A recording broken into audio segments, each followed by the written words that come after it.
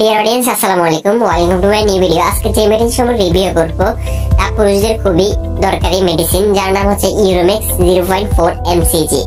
তো আমার আলোচনা থাকছে ওষুধ পুরস্কার, এটার জেনেরিক নেম। এটি আমরা কখন গ্রহণ করব না, গর্ভাবস্থা অথবা স্তনদানকালে গ্রহণ করা যাবে কিনা এবং এর সাইড এফেক্ট ও সেবন বিধি সম্পর্কে আলোচনা করবো এবং দাম সম্পর্কে। অর্থাৎ এই ইউরোমেক্স ওষুধটি সম্পর্কে খুঁটিয়ে প্রত্যেকটি জিনিস আলোচনা করার চেষ্টা করবো, তাই ভিডিওটি শুরু থেকে শেষ পর্যন্ত দেখবেন। এবং প্রথমে অনুরোধ করছি যে ভিডিওটি শুরু করার আগে ভিডিওতে একটি লাইক এবং চ্যানেলটিকে সাবস্ক্রাইব করে পাশেই থাকবেন। আবার বলতেছি, ওষুধটির নাম হচ্ছে ইউরোমেক্স 0.4 mcg। এটির জেনেরিক নেম হচ্ছে, এটি দুইটি উপাদানে গঠিত হয়। প্রথমটি হচ্ছে টেমসুলোসিন, আরেকটি হচ্ছে রুটাস্টেরাইড, আর এটি বাজার করে থাকে ইউনিমেড ইনহেলথ কোম্পানি। এখন জানবো এটির কাজ সম্পর্কে। ইউরোমেক্স ডাক্তার আমাদেরকে কেন দিয়ে থাকে, আমরা না জেনে এটি গ্রহণ করে ফেলি, কিন্তু এটির কাজ মূলত কি আজকে এটি সম্পর্কে জানবো। প্রথমত, ইউরোমেক্স ওষুধটি বিনাইন প্রোস্টেট গ্রন্থির বৃদ্ধজনিত রোগের চিকিৎসায় এই ওষুধটি নির্দেশিত। আর এই ওষুধটি শুধুমাত্র পুরুষদের জন্য, এটি মহিলারা সেবন করতে পারবে না।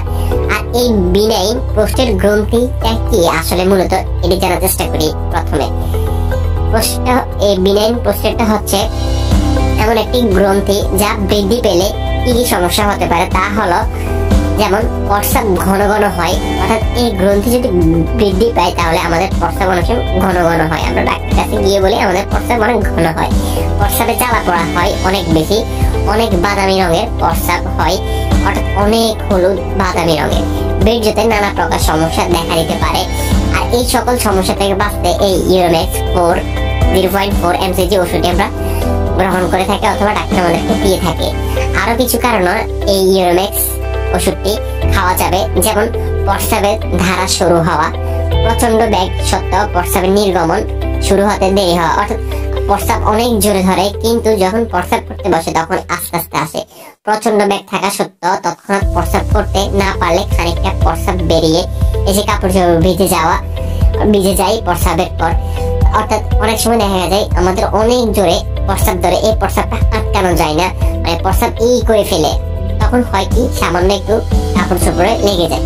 প্রস্রাবের পর দীর্ঘ সময় ফোটা প্রস্রাব মিশ্রণ হয় এবং প্রস্রাব করার পর অতৃপ্তি, অর্থাৎ প্রস্রাব করার পর মনে হচ্ছে যে কিছু থেকে গেল। তখন এই সকল কারণে এই ইউরোমেক্স ওষুধটি আমরা গ্রহণ করতে পারবো।